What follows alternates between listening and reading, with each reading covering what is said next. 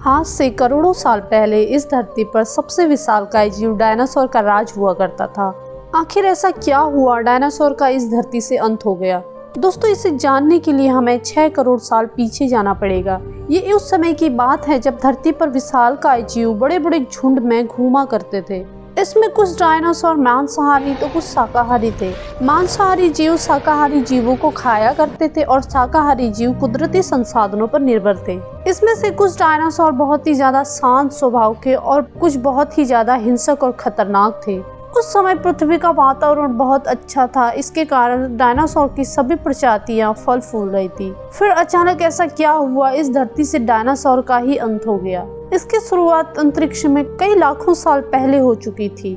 10 kilometre आकार वाला एक मीटेरॉइड सीधे धरती की ओर बढ़ रहा था। धरती के ग्रेविटी में घुसते ही उसकी रफ्तार बहुत तेज हो गई। प्रत्येक सेकंड के साथ ये धरती के करीब बढ़ता जा रहा था। करीब 70,000 प्रति घंटे की रफ्तार से ये वायुमंडल में प्रवेश करता है। धरती के वायुमंडल में घुसते ही घर्षण की वजह से ये एक आग के गोले के रूप में बदल जाता है। इसकी चमक इतनी अधिक थी कि इसके 800 किलोमीटर के रेडियंस में आने वाले सभी जीव अंधे हो गए थे। ये जीव उसे देख नहीं पा रहे थे पर महसूस कर सकते थे। मीटेरॉइड जमीन से टकराता है और एक बहुत ही भयंकर विस्फोट होता है। ये विस्फोट इतना शक्तिशाली था, इसके टकराते ही पृथ्वी का लाखों टन मटेरियल आसमान में चला गया। विस्फोट वाली जगह पर एक 180 किलोमीटर चौड़ा और 20 किलोमीटर गहरा गड्ढा बन गया। इस गड्ढे का सारा मैटर आसमान में धूल बनकर एक बड़े बादल का निर्माण करता है। इतने बड़े टक्कर की वजह से भूकंप की तरंगे धरती के क्रस्ट में कई दूर किलोमीटर तक चली गई।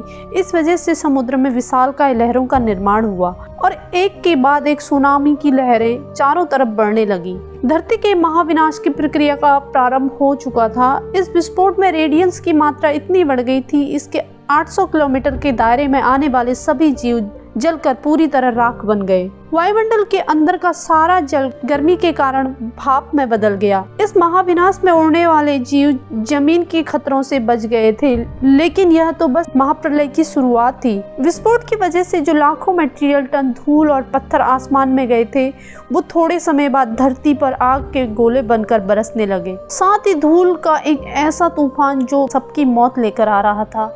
ये धूल के बादल कई किलोमीटर मोटे थे, जिस कारण सूरज की रोशनी धरती पर नहीं पहुंच पा रही थी। रोशनी न पहुंचने के कारण धरती पर पेड़ पौधे वनस्पति सभी कुछ खत्म हो रहा था। इस बादल ने धरती को चारों तरफ से ढक लिया था। जो थोड़े बहुत पेड़ पौधे वनस्पति जीवित रह रहे थे, उनका भी अंत होने लगा। विस्फोट के बाद धरती का तापमान बहुत ज्यादा गर्म हो गया था। इसके कारण विस्फोट से हजारों किलोमीटर दूर जो डायनासोर बच गए थे, वो भी गर्मी के कारण मरने लगे। इस विनाशक तबाही में पृथ्वी के लगभग 80% जीव खत्म हो चुके थे। इस घटना में कुछ छोटे जीव बच गए थे जो जमीन के नीचे चले गए और गर्मी से बच गए। वो जिंदा रहने के लिए दूसरे मरे हुए जीवों को खाने लगे। कुछ वैज्ञानिकों का मानना है कि डायनासोर के विलुप्त होने का कारण एस्ट्रोनॉइड नहीं बल्कि वोल्केनो एरप्शन है, जिसे हम ज्वालामुखी का फटना भी कहते हैं। सोचने वाली बात यह है कि अगर धरती के जीव सारे खत्म हो गए थे तो पानी वाले जीव क्यों नहीं बच पाए। टकराव के बाद बहुत सारी गैसें जैसी कार्बन डाइऑक्साइड और सल्फर डाइऑक्साइड और कई जहरीली गैसें वायुमंडल में फैल गई और ऑक्सीजन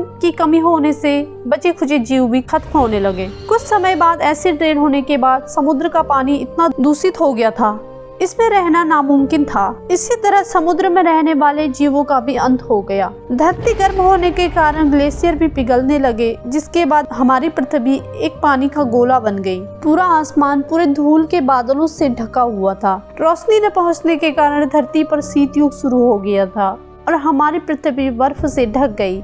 वो कहते हैं ना कि मुश्किल वाले वक्त ज्यादा समय तक नहीं रहते।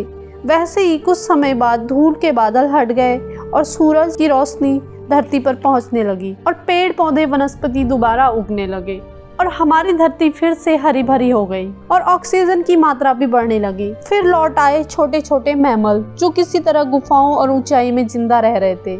ये वही जीव हैं जिन्हें लाइफ सर्कल दोबारा शुरू किया, एवोल्यूशन हुआ और नए नए जीव बने। और इसी एवोल्यूशन का हम भी एक हिस्सा हैं, जो आज से 50 लाख साल पहले इस धरती पर हुआ था। दोस्तों, ऐसी ही वीडियो देखने के लिए चैनल को सब्सक्राइब करें और कमेंट करके जरूर बताएं कि वीडियो कैसी लगी।